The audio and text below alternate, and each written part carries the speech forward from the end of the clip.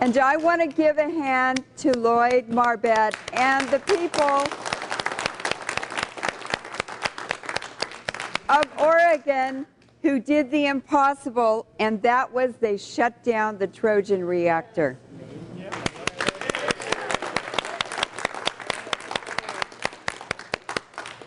Now, Lloyd mentioned that Navy nuclear submarines are very safe and so forth and so on. But the truth is, when they have problems, the Navy can throw them overboard. We can't. We cannot.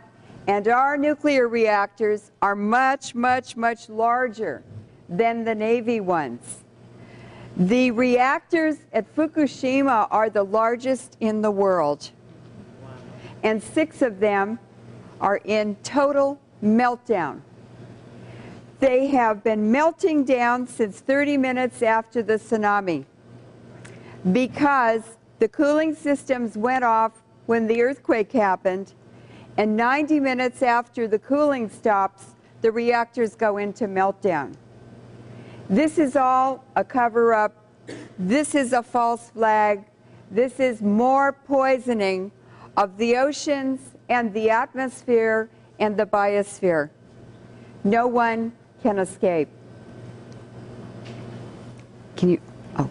You're talking the exact. Okay. Oh. If you Okay. can move this one over this way. Oh, move it here. Okay. Okay. Thank you.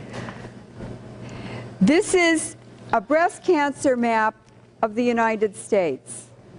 And I've worked with Jeanette Sherman, Dr. Jeanette Sherman, and with Dr. Ernest Sternglass, who helped to convince the Senate to sign the Partial Test Ban Treaty in 1963.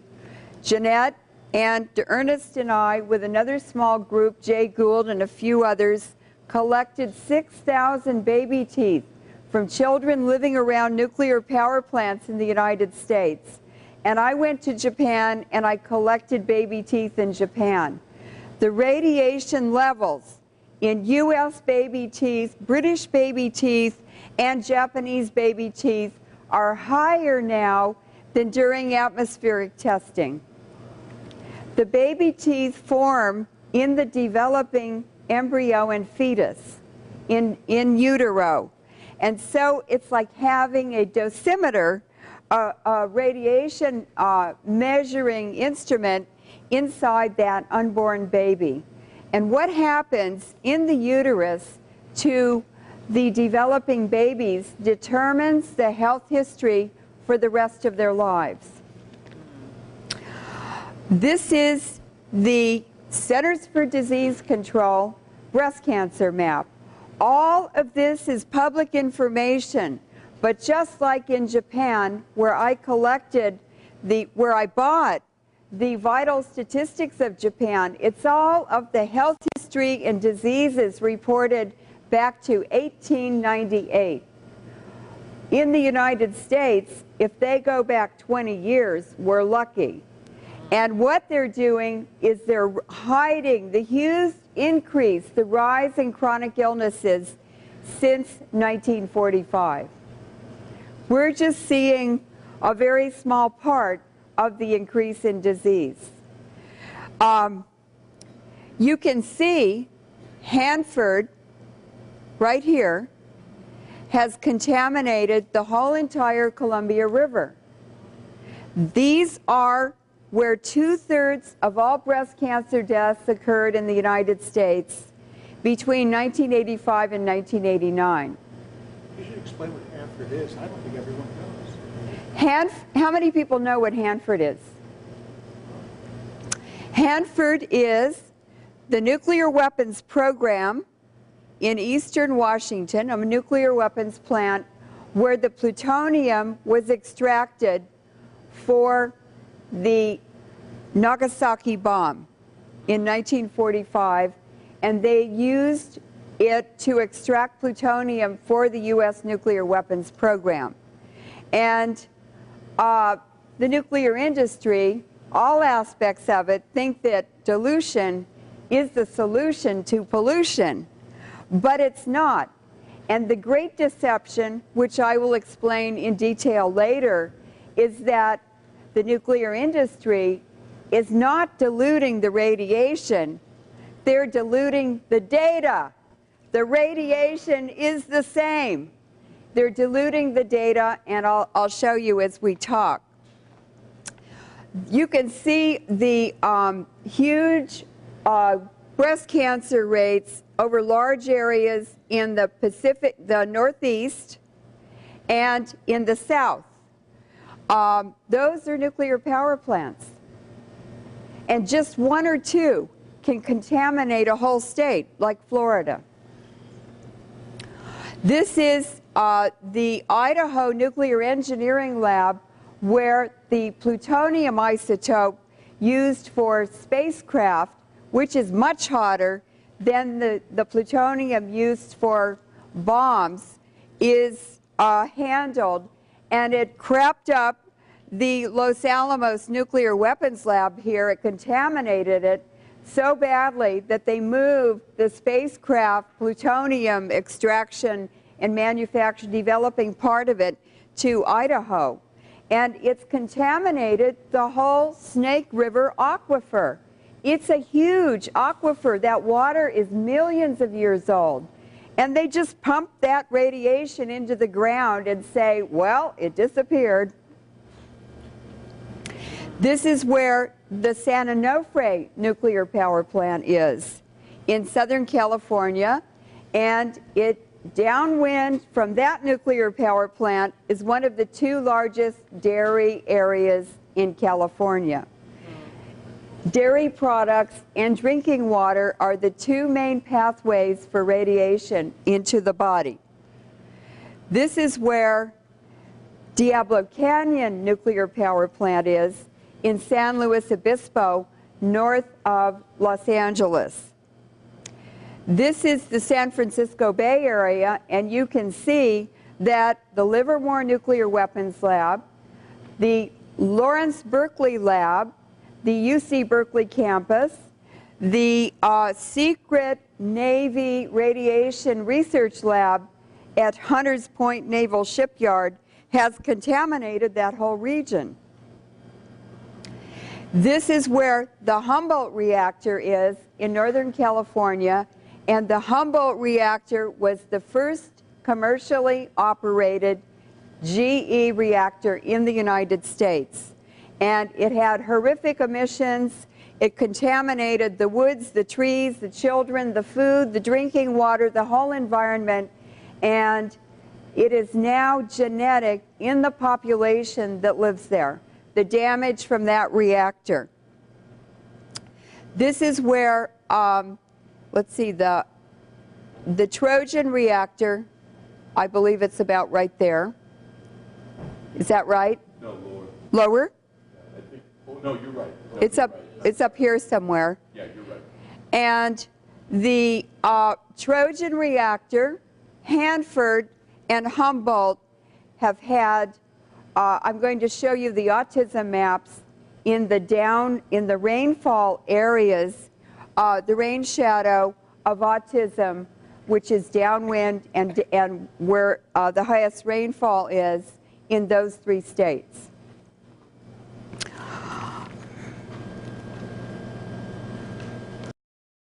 In the Columbia River,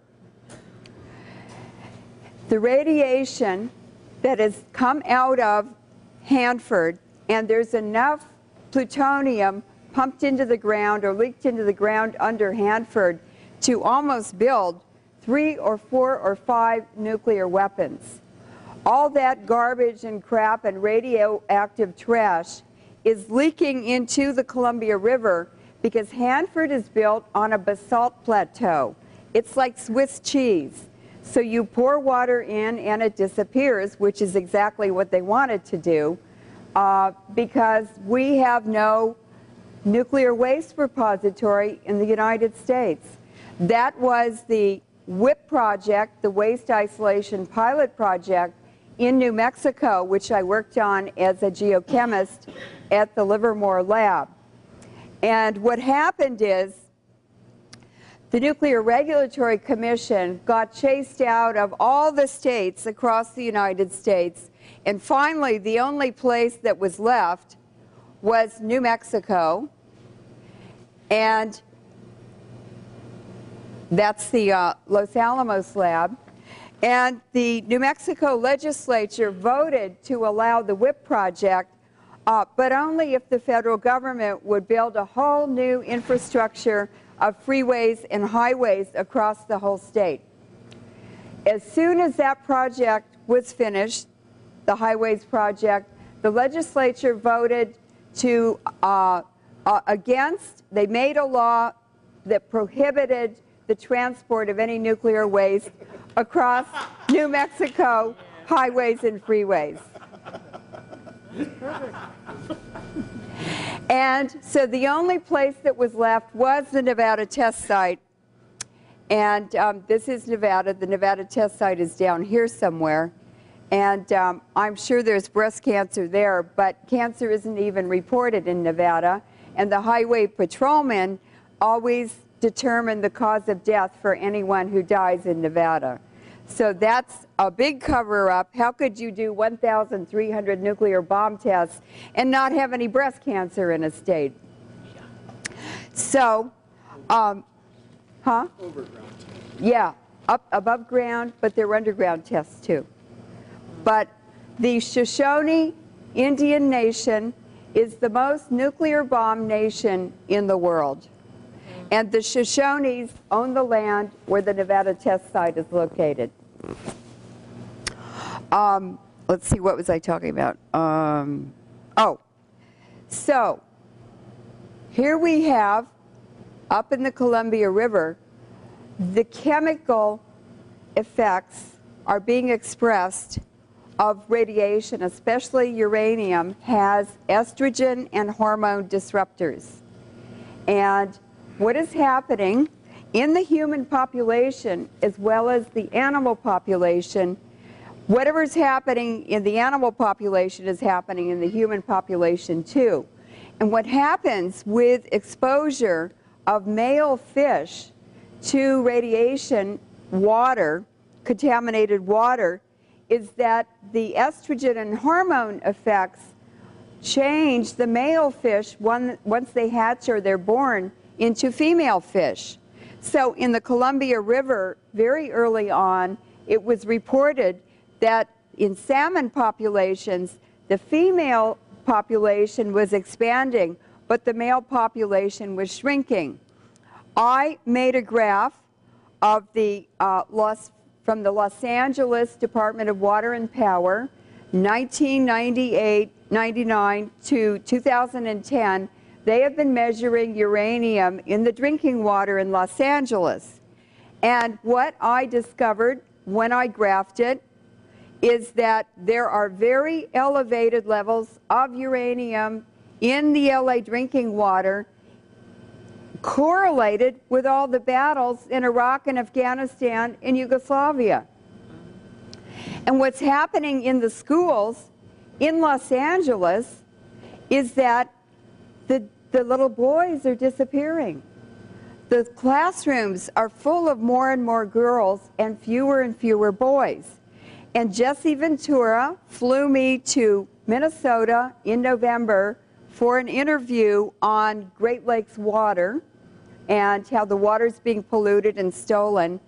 And when I said that on camera, one of the cameramen, as soon as the camera stopped rolling, he came running over to me and he said, "I live in LA and all my friends and I have daughters, we have girls, and there are hardly any boys in the classrooms. Is that why?" And I said, "Yeah." And a few weeks later, Jesse Ventura met Alex Jones for a meeting. Alex Jones is an official advisor. And Jesse is absolutely huge. I look like a flea next to him. Yeah. And he came bounding across the parking lot and grabbed Alex Jones by the shoulders and started shaking him and saying, "Now they're putting depleted uranium in the water." So I guess Jesse got my message. So the other thing that's happening, yes? How is the uranium getting there? Why, the wind, the air currents. And what the problem is that nuclear power plants, depleted uranium, and now Fukushima, it's floating up from the ground into the troposphere at very low altitudes, and that's the most turbulent and dynamic part of the atmosphere. It's where all the hurricanes and storms and rain and snow occur. And nuclear particles are collectors or nucleating agents for moisture in air movements. So the water collects on the ionizing radiation particle until it's heavy enough to fall out like a raindrop. And because snowflakes have sharp edges and sharp tips and everything, they are highly charged along those edges and on the tips. And so 95% of the radioactive particles in the air when it's snowing are collected on the snowflakes. So in mountain areas where our water supplies come from is where the highest rain out and snow out of radiation occurs. So it can be radioactive up by Sacramento, up in the mountains. There was an operating nuclear reactor in Sacramento, and 95% of the emissions ended up in the Sierras, which supplies all the drinking water for the Bay Area, and it also goes down to Los Angeles, and it's used for irrigating our food and for dairies. And so you see, radiation can end up anywhere, but inevitably it ends up in our bodies. So in the Columbia River also, there are freshwater otters. And freshwater otters have a baculum, or a penis bone, to help them reproduce. And in the Columbia River, the freshwater otters, the baculum is getting smaller and smaller, and the estrogen and hormone effects are causing male otters to forget how to breed. This is happening in alligators in Florida in the swamps also. And it's also causing hermaphrodites in the animal populations and in human populations. So we have increasing numbers of babies born who have sexual organs of both male and female. And in the Arctic, where the Russians did bomb tests, there are female polar bears with cubs, and the female polar bears have female genitals, but they also have male genitals. In a woman runner, a black woman from Africa, South Africa, she was running and winning all her races. She was 18 years old, and she was going to the Olympics. And people said, wait a minute, maybe she's a man. She can't win all those races and be a woman. Let's test her. So they tested her urine for testosterone. She had elevated testosterone, but it was not out of the range for females. So they said, well, then let's examine her internally. And so when they examined her internally, she had no uterus and no ovaries. She had testes, but she had a vagina, and externally she looked like a female. Now what happens is, in the developing embryo, there are two cells, and if that embryo is a female, those develop into ovaries. If that is a male, those two cells develop into testes. So all you need is a couple of wild electrons from one radioactive particle, and you start changing and switching and confusing and disturbing the information flow. Leuren, can we change stage? Yes.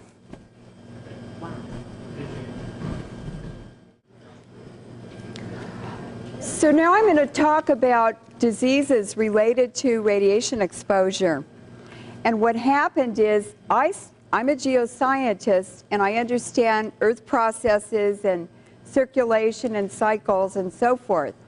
And nowhere in the United States officially do they ever link disease to the environment, because that would endanger the nuclear weapons program. And I went to Japan and I got the vital statistics of Japan. Now in every country, the vital statistics are collected, but they're just piles of numbers, which who would ever understand unless you're an epidemiologist or you get lucky and somebody shows you how to do it. They never graph them. So I got the death from diabetes in Japan. This is for all ages and all sexes. And you can see that diabetes was very rare before 1950. Now, before insulin was introduced, children who got diabetes simply died by the time they were 7 or 8 years old. And so diabetes has always been very, very, very rare. However, when nuclear bomb tests started, and this is the nuclear bomb test period, 63 is when it ended, and you can see the lasting effects until the mid-1970s. And that's when nuclear power plants were introduced, and the nuclear power plant emissions replaced the nuclear bomb test emissions. So this is a period of the nuclear power plants. And then in 1990, the United States introduced depleted uranium weapons to the battlefield for the first time. Henry Kissinger gave them to the Israelis to use in the 1973 Yom Kippur War. And that completely contaminated the Golan Heights. Now, there were a lot of American citizens who were living on kibbutzes in Israel, in the Golan Heights. And some of them live in Berkeley now. We have a Berkeley population that is 35% Jewish. And when they heard me talking on KPFA and other stations about this, they called me up and they said, some of them said, all the women in my family have breast cancer. Is it because of the depleted uranium in the Golan Heights in 1973? And I said, yes, it is. This is the no-fly zone. That is the increase in diabetes in Japan, and this profile, by the way, is global. It represents the global effects of depleted uranium. And this is 1990 to the year 2000. That was Clinton, and it was mostly Clinton, but it was George Herbert Walker Bush also. And George Herbert Walker Bush, who started the Carlyle Group, had a very great vested interest in depleted uranium because the Carlyle Group made their first really big money off of depleted uranium weapons. What's the scale on the left side there? Deaths per 100,000? Okay, just a minute. Let me make this smaller. Yeah. Yeah, deaths per 100,000. And if you, I broke this down by age group too. And what you see is that after the 50-year-olds, for 40 and 50 and younger, the diabetes rates are very low because people have very healthy immune systems. But for the older people, as you go 10 years older, 60s, 70s, 80s, 90s, the effects of diabetes death increase more and more with each 10 years. And that's because people have damaged immune systems, they have other disease problems, and they're weaker. So depleted uranium is actually a depopulation agent, especially for the unborn and the young and the elderly.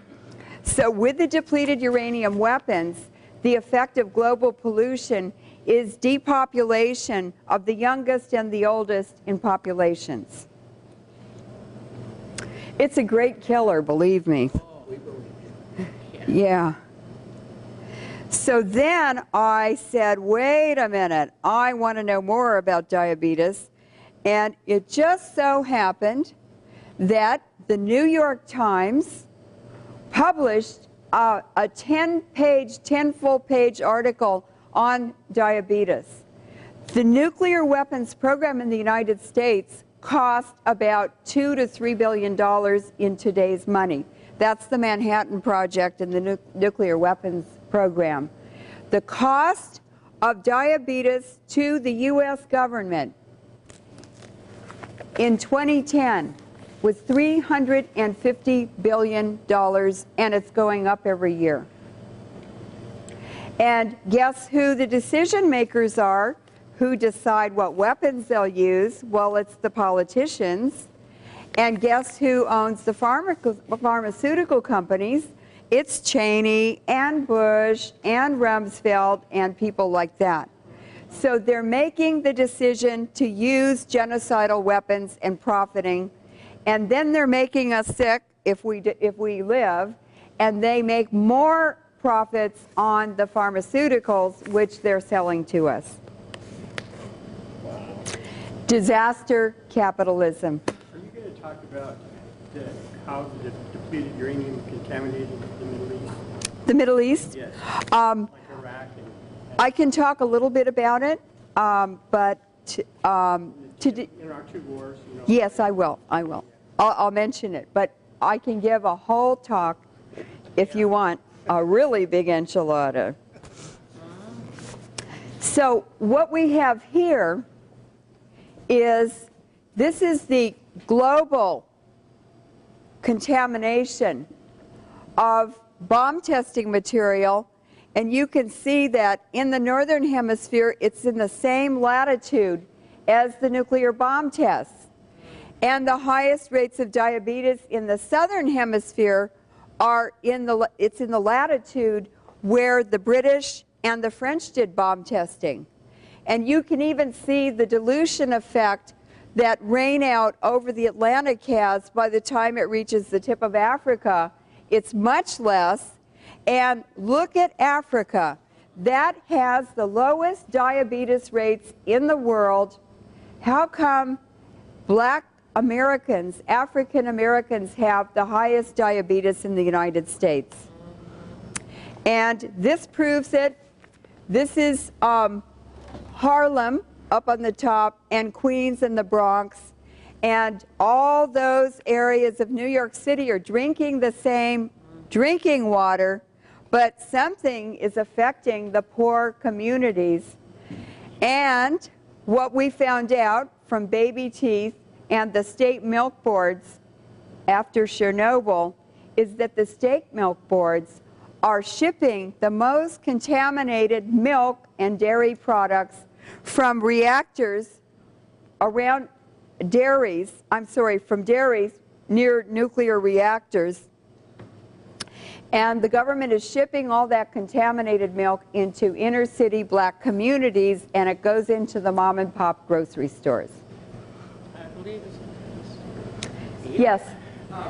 It seems like you're attributing diabetes to specifically radiation poisoning. But I mean, what about processed foods, sugars, all these things? Those are chemicals. After the 50s. Those are chemicals. Right. And that's the cover story. Because ionizing radiation is 10 to 100 million times more damaging to developing embryos than the strongest chemical. There are cofactors and there's synergistic effects where the chemicals and the radiation together multiply the effects of each other. For instance, Navajo uranium miners who did not smoke had lower lung cancer rates than Navajo uranium miners who smoked. Because you know what the tobacco is full of? It's full of chemicals. And radon. Commercial cigarettes. Well, polonium, uranium, because phosphate fertilizers are loaded with uranium. Phosphate is mined to extract uranium, and they only get 15% of the uranium out of the phosphate. 85% goes in the fertilizer bag. And we have planes flying all over Europe and all over the United States and Canada spraying uranium-contaminated phosphate fertilizers all over all our crops, our farmland, contaminating the runoff and the drinking water, and the animals are all eating it too. So uranium is absolutely everywhere. Chemtrails. And chemtrails. Do they contain these ingredients? The chemtrails, I'll talk about them in a minute. They have chemicals, but they also have ionizing radioactive materials in them. But those are part of the HAARP system, which is a global weapon of mass destruction, which was developed, co-developed by the Soviet Union and the Livermore and Los Alamos labs. And that was developed to weaponize nature and to use the energies released from natural events as weapons of war, weapons of mass destruction. And the Fukushima earthquake was triggered by HAARP at Gakona, Alaska, by the U.S. Navy. What was that? I'm sorry, you can't take a nap while I'm talking. No, that was a big whopper. The earthquake at Fukushima was triggered by the HAARP weapon of mass destruction system. It's a huge antenna array that operates at over 1 billion megawatts, and it's transmitted through the sky and bounced off of the chemtrails, which are electromagnetic mirrors in the sky. So they can transmit it from Alaska all the way around the world by just bouncing it off those mirrors.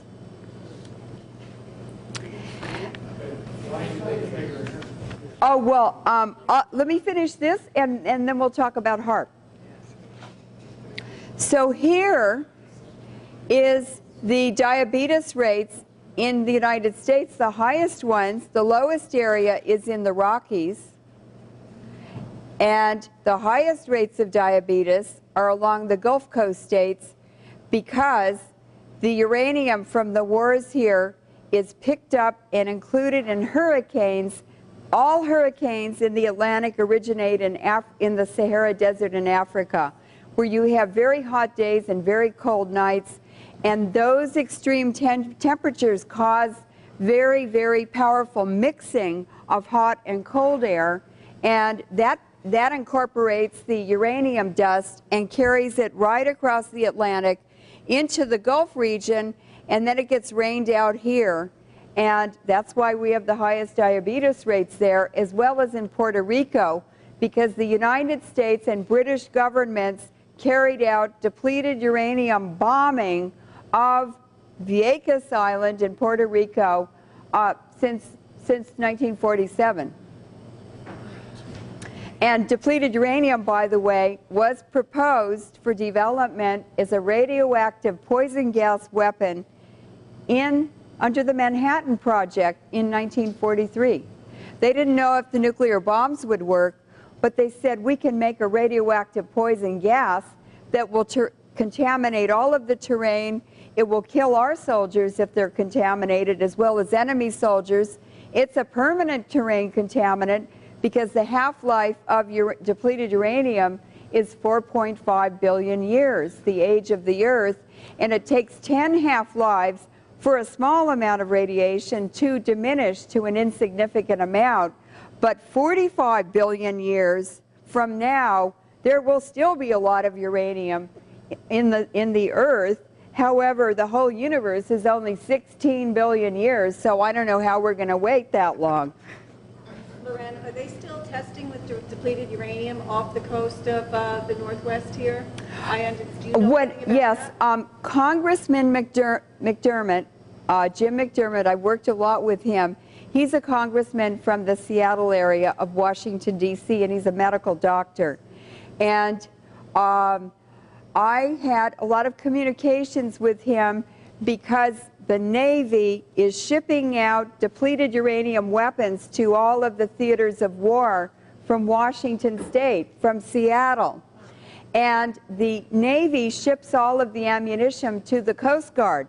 They accidentally shipped depleted uranium bullets to the Coast Guard in Washington State, and the Coast Guard opened the crates and said, "We don't want this stuff." And they went to McDermott.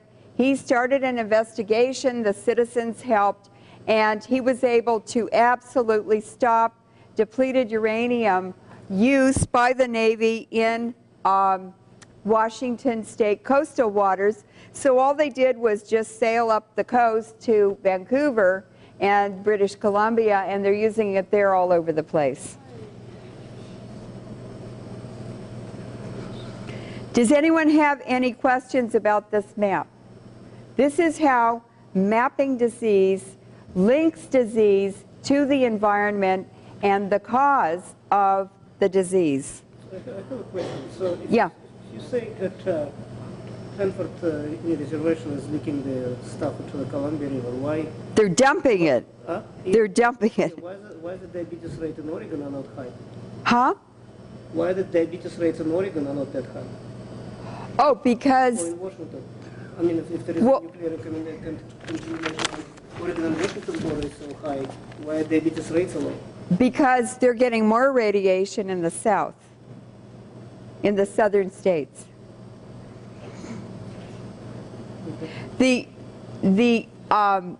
But look at North America compared to all other countries in the world. The whole country is nuked, and Fukushima just nuked it again, 10 times worse than Chernobyl. And when you see what we look like 20 years from now, it's going to be horrifying. What?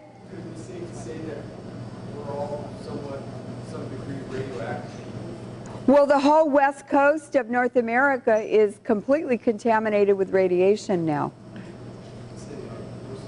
You too. Come here. I've got my Geiger counter. Stick your tongue out. So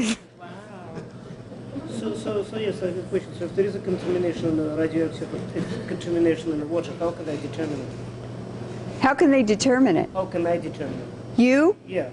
Oh, you have pour the water to, into no, you have to have a laboratory to do that. You need a mass spectrometer. You need very sophisticated and very expensive equipment to measure radiation in water. You can use a Geiger counter. I have a Geiger counter which detects disintegrating atoms, decaying atoms, but it doesn't tell you what volume of air, so you don't know the concentration, and it doesn't identify the isotopes. You need mass spectrometers or other scintillation counters or other very, very expensive earthquake equipment to do that. And the EPA, by the way, and the Canadian government said, there's no danger to radiation. No, the Fukushima, it's just tiny amounts. And 24 of the 124 monitoring stations that the EPA operates were broken, they said. But I talk to European scientists almost every day, and they sent me the German and the Norwegian data, and they measured it and reported it accurately because they are set up to monitor for atmospheric and underground nuclear weapons tests.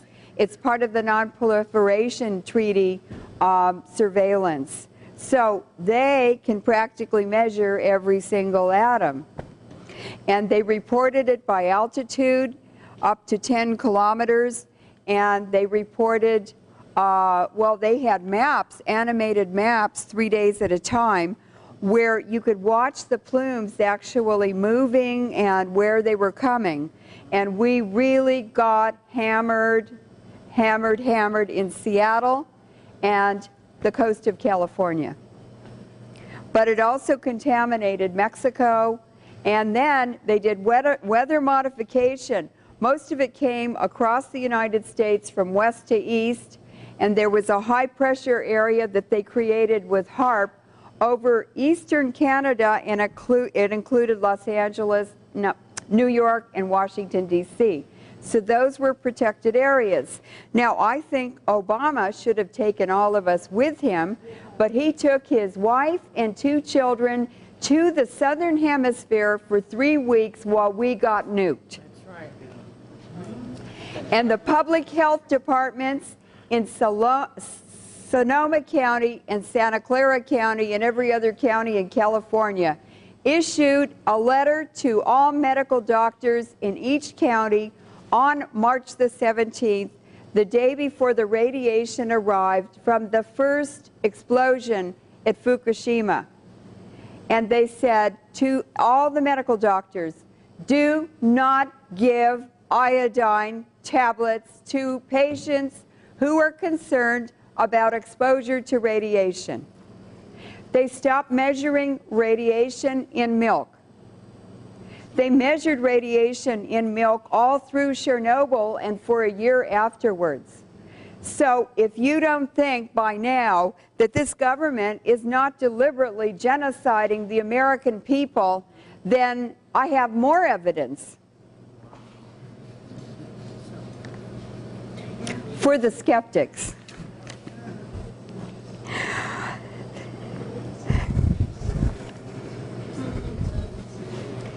Now I'm going to show you autism.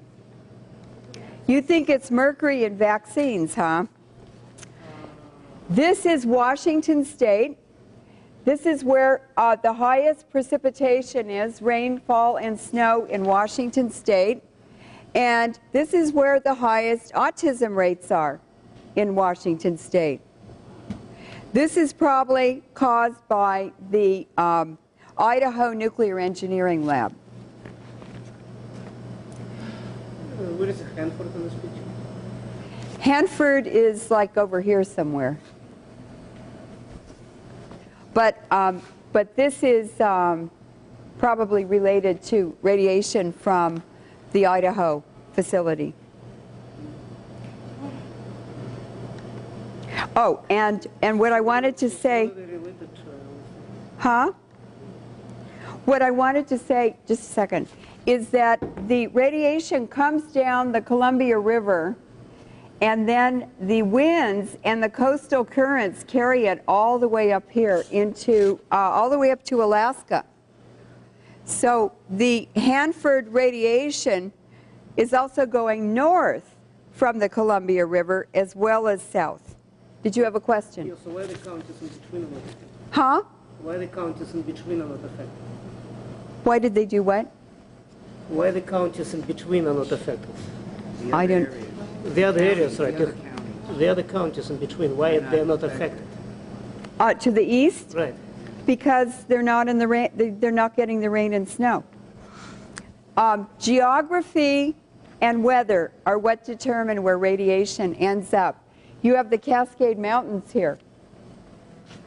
And so this is desert and rain, that's out of the rainfall area. It's in the rain shadow, it's called, where the precipitation is very low. It takes a while to understand the patterns, and it takes a while to understand radiation. It's a very complex subject. And there are many, many cofactors and other things to consider. This is Oregon. So this is where the highest precipitation is in Oregon, but this is where the highest autism is in Oregon. So this is part of that contamination in the corner of Washington, and it's got to be part of the Idaho Nuclear Engineering Lab. And this is downwind, and where it's downwind where there is more precipitation, but this goes down into California, and this is the effect of the Humboldt Reactor, which the radiation is carried up the coastline there into Oregon.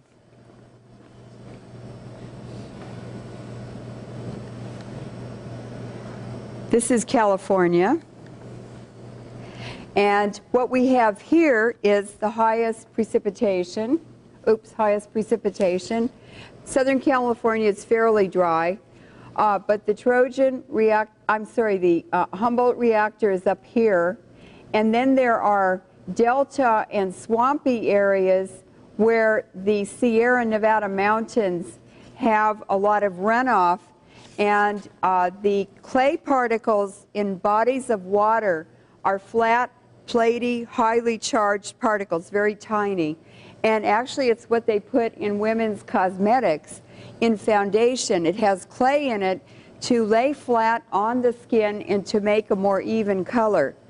In water, clay particles are also highly charged, like snowflakes, and the clay acts as scavenging agents to collect the radioactive particles in the water. And that's why the highest cancer rates are along shorelines of rivers, coastlines, especially the mudflats, and around lake margins. So the particles wash up on the coastline. For instance, I live in the San Francisco Bay Area, and I wanted to know why Marin County on the San Francisco Bay side has the highest breast rates in the whole United States. And what I discovered in a great journal, you can read the abstracts online. It's called the Journal of Environmental Radioactivity. And it's behind the fence, locked up at the nuke labs in the libraries. But you can read the abstracts on the internet. And I learned a lot. For instance, phosphate is mined for uranium, it's mined for fertilizer, but they also make dental porcelain out of it. And to make false teeth whiter, they add uranium to it. And a scientist in Italy studied cancers. She was studying materials for prostheses.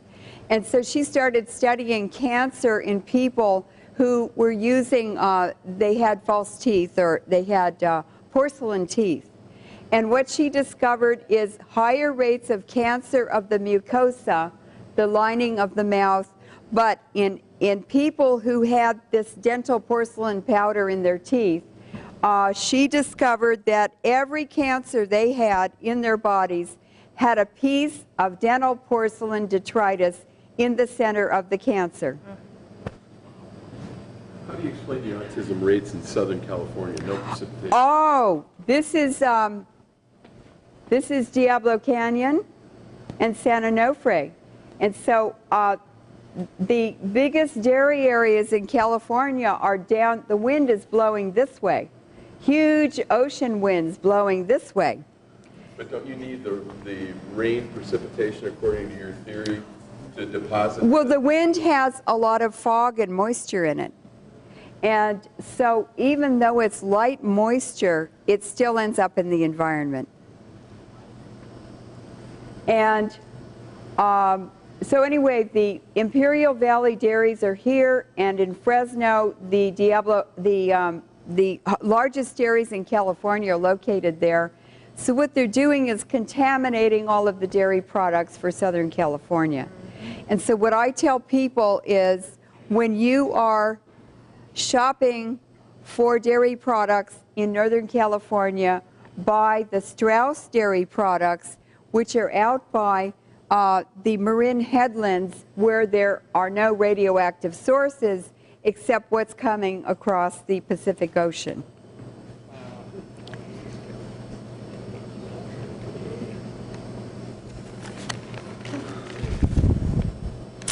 Now, uh-oh.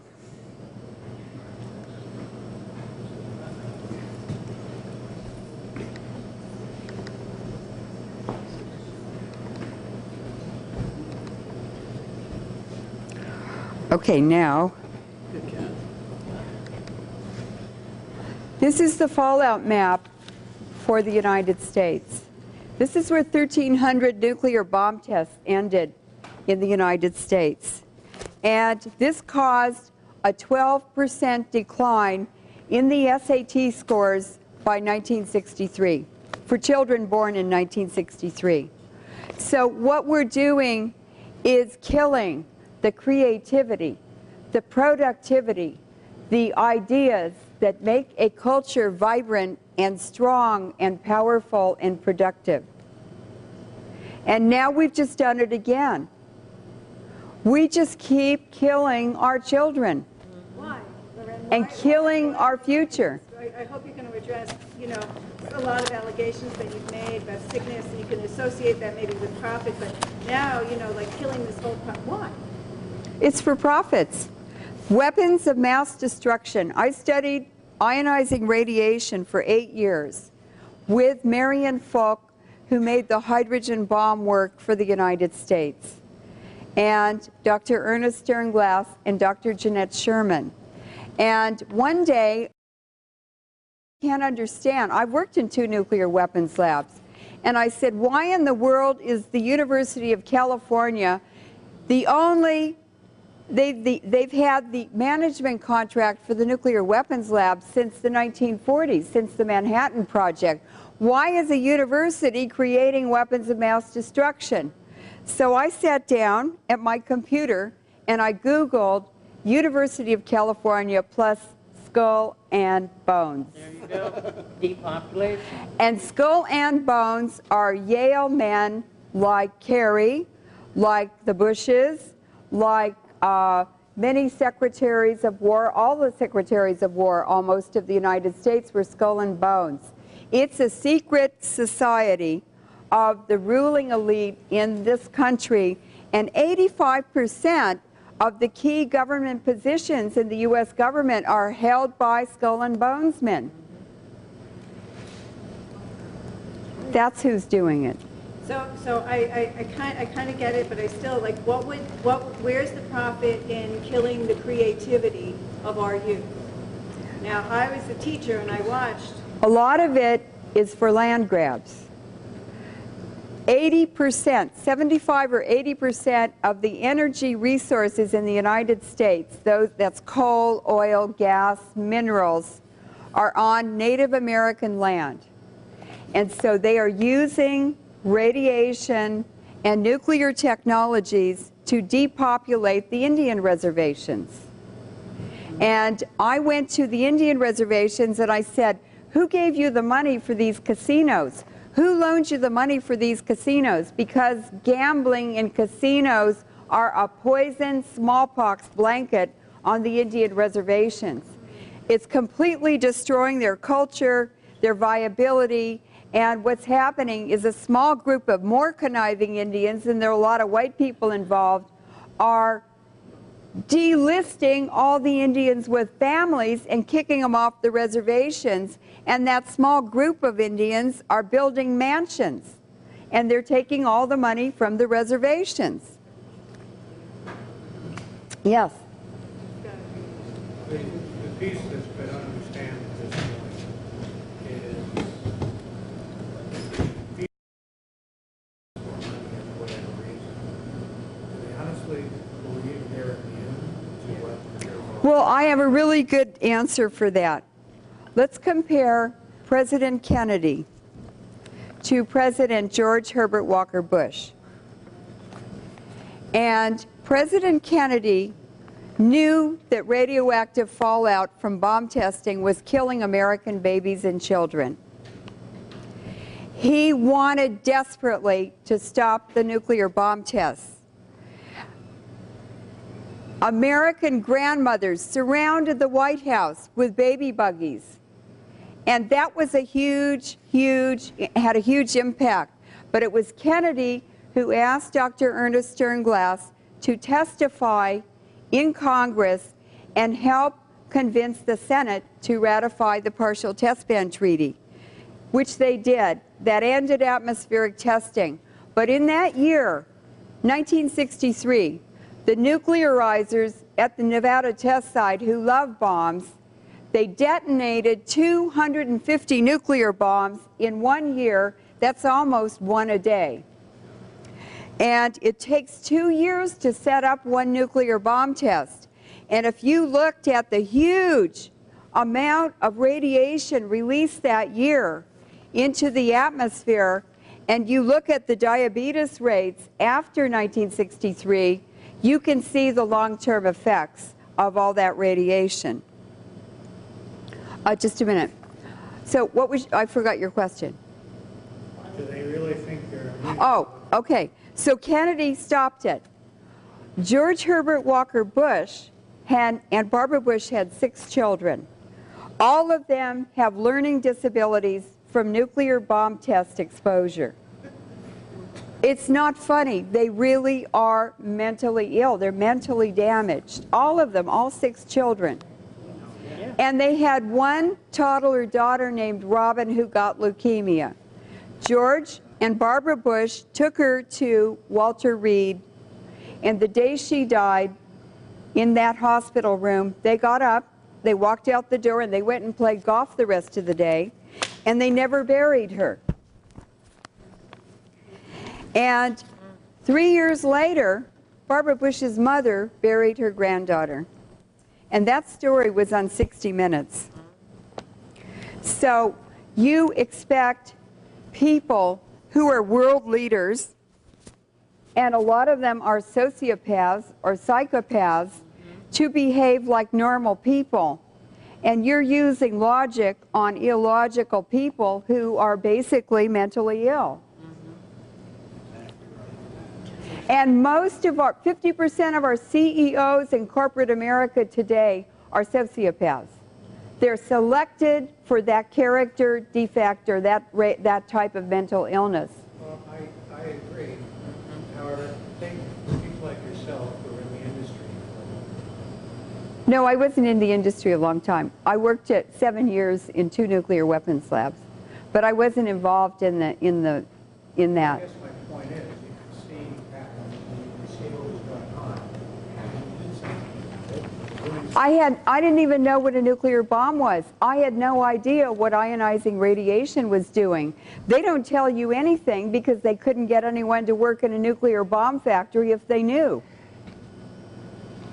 You have no idea what they're doing. You have no idea what the effects are. Yes? I have a question about that HARP. Yeah. I don't want to do HARP right now. We'll do it in the question and answer session. Okay, so what did that bomb testing cause? It didn't just cause cancer.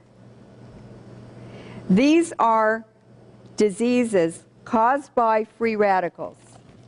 And there has been a huge increase in all of these illnesses since 1945. And Gandhi said, the miracle of the atomic age is not how it changed the world, it's how it changed you. And this is one of the big ways it changed us. Can you read these? Do you want me to read them to you? You can read them. Read them off? Okay.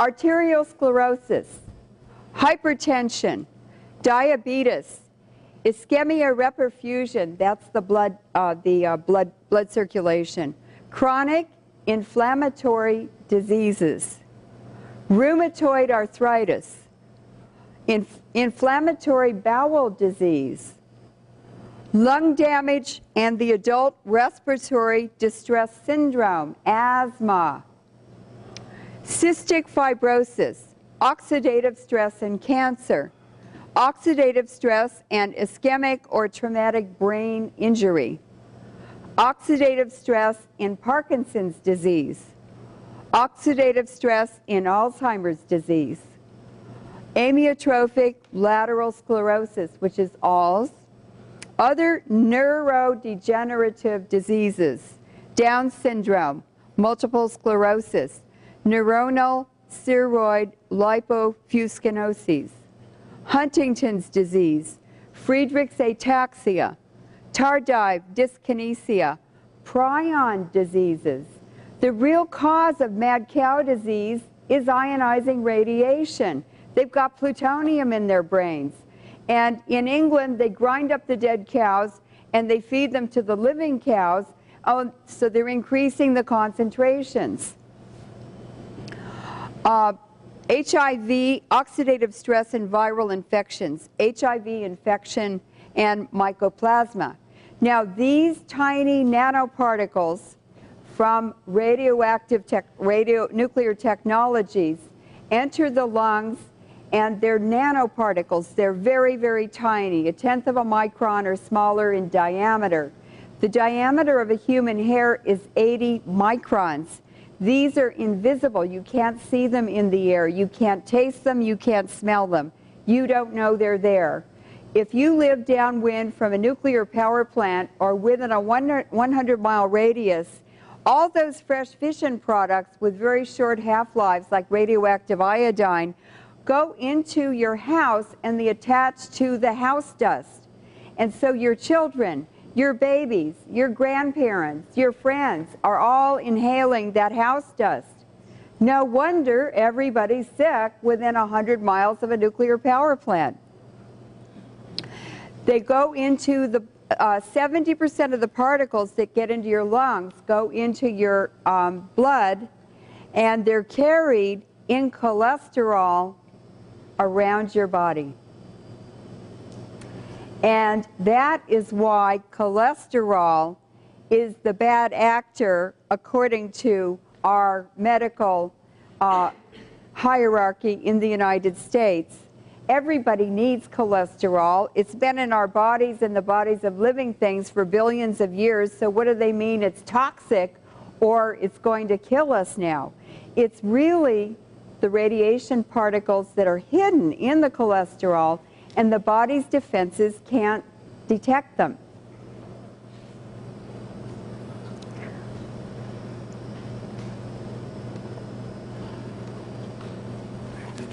Okay. Okay.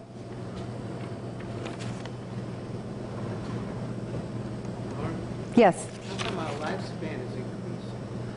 Or is that It's decreasing. It's decreasing every year. It's decreasing. Yes. I mean, I just want to make a comment to the Nice woman in thought. front there that not all of this activity is just based on greed. It's the fact that the global elite really do believe that they are superior individuals to the rest of us. They really are psychopathic, but they also believe that they are superior, that they are doing the right thing. That's really how they think. It is how they think. They're not getting it too, unless they have some kind of They use all kinds of miracle things drug that, or... But they also don't care. If they get the money, they don't care. If they steal money and they go to prison, they don't care as long as they get to keep the money. What really makes them mad is that they go to prison and the money's taken away from them. It's the money. They will do anything. They're completely immoral. They're completely ruthless. And they are completely genocidal. Yes, that's right. No, you're right. And you can't explain that with logic. No. But I think there might be another dimension, and David Icke has an explanation for it. right. I mean, there are many explanations for this beyond the money, because the money, yes, but it seems to me... Sociopaths and psychopaths love to kill. They love to build big bombs. They love to kill lots of people. If you read a book, there are many books on narcissism. Read those books and you will understand these people. And also there's another good book, The Tyranny of Malice. And malice is at every level, from individuals in a family to working places, to corporations, to governments, and even countries. It's at every level. And when you understand the tyranny of malice, it's the dark side of man. It's always been a part of humanity. But indigenous cultures have always had ritual and other ways of containing malicious people. They keep them close. They contain them. They control them. And that's also what the evil eye represented. It was protection from the malice in people. We've just forgotten that. We can do that too. This is the effects of depleted uranium. These are the illnesses diagnosed 4 years after the 2003 Gulf War. Remember when we were demonstrating all over the world, including Antarctica, against that war?